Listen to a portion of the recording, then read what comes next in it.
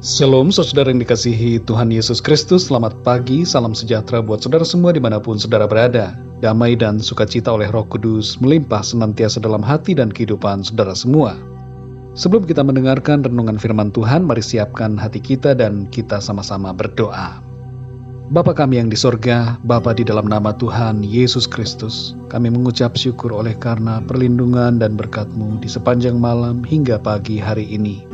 Kembali kami menikmati dan mengalami kasih anugerah-Mu ya Tuhan saat ini. Dan di waktu yang indah ini Tuhan, kami rindu untuk kembali dikuatkan dan diperlengkapi oleh kebenaran firman-Mu. Bersabdalah ya Tuhan kepada setiap kami secara pribadi. Urapi kami supaya kami dapat mengerti kehendak-Mu dan kami mampu melakukannya dalam hidup kami. Dalam nama Tuhan Yesus kami berdoa. Haleluya. Amin. Saudara yang dikasihi Tuhan, ayat renungan kita pada saat ini terdapat di dalam kitab Kejadian pasal 4 ayat 6 sampai 7. Tertulis demikian. Firman Tuhan kepada Kain, "Mengapa hatimu panas dan mukamu muram? Apakah mukamu tidak akan berseri jika engkau berbuat baik? Tetapi jika engkau tidak berbuat baik, dosa sudah mengintip di depan pintu. Ia sangat menggoda engkau, tetapi engkau harus berkuasa atasnya."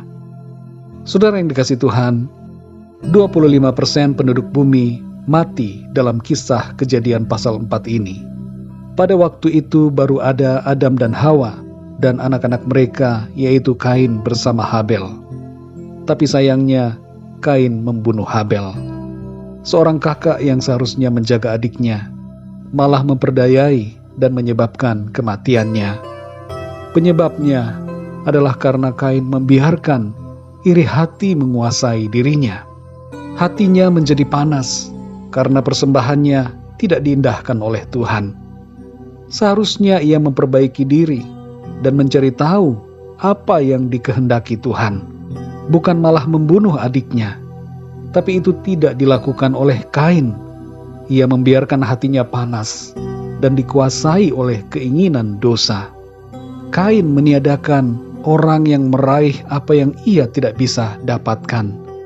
Dalam ayat ini firman Tuhan berbicara kepada Kain untuk menguasai dosa yang sedang mengintip pintu hatinya. Firman ini juga berbicara kepada kita semua mengenai pentingnya menjaga hati. Jangan biarkan pintu hati kita terbuka kepada dosa, sehingga dosa masuk dan menguasai.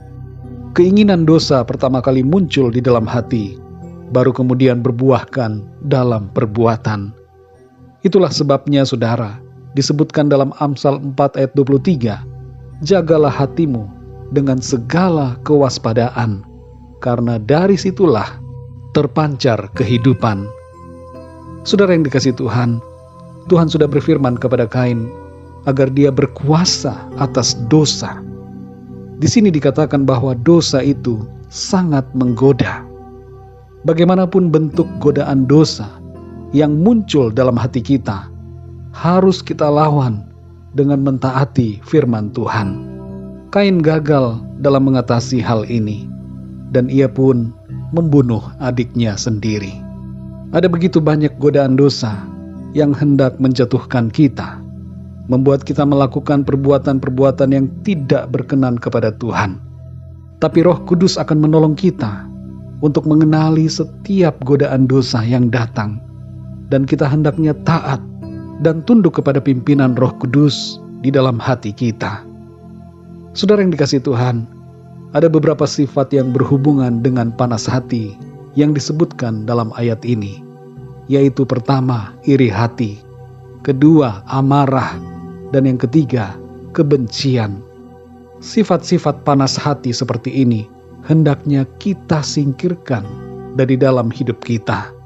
Dan sebaliknya kita mengizinkan damai sejahtera, kasih dan kebenaran Tuhan menguasai hati kita. Mari saudara yang dikasihi Tuhan, jangan biarkan ketiga sifat ini mewarnai kehidupan kita. Dalam Mazmur 37 ayat 8 dikatakan, "Berhentilah marah dan tinggalkanlah panas hati itu. Jangan marah, itu hanya membawa kepada kejahatan." Saudara yang dikasihi Tuhan, Salah satu pesan penting dari firman Tuhan dalam Kejadian 4 ayat 6-7 ini adalah agar kita berkuasa atas dosa. Tuhan Yesus telah mengalahkan kuasa iblis, kuasa dosa dan maut. Karena itu saudara, jangan biarkan kemenangan kita digagalkan oleh dosa. Tapi biarlah hidup kita senantiasa berada dalam kebenarannya. Mari kita berdoa saudara. Bapa kami yang di sorga, Bapa di dalam nama Tuhan Yesus Kristus, kami mengucap syukur untuk firman-Mu Tuhan, yang mengajarkan kami saat ini untuk menjaga hati kami, dan meninggalkan setiap sifat panas hati, yaitu iri hati, amarah, dan kebencian dalam hati kami. Tolong kami ya Tuhan, baharui hati kami, bersihkanlah hati kami Tuhan, dari setiap sifat yang demikian, dan penuhilah hati kami dengan kasih yang daripada-Mu, kasih yang tulus, kasih agape, kasih yang mau menerima dan menghargai sesama kami. Tolong kami Tuhan, penuhi kami dengan damai sejahtera dan kebenaran-Mu dalam hati kami, supaya kehidupan kami senantiasa berada dalam jalan-jalan yang Tuhan kehendaki.